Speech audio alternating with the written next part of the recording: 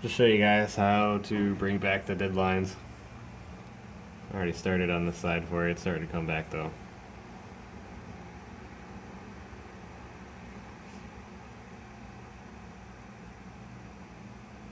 There's not really an art behind this.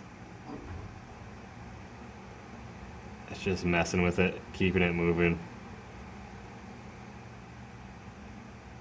To get that solder behind there.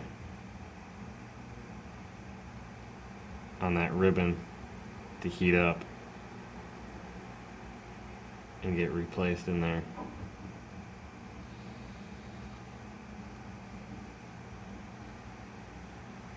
And then you could get all the way to the end and then have a line burn out that wasn't burnt out before.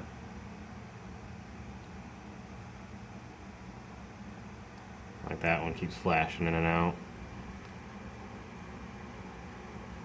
Let me show you this side.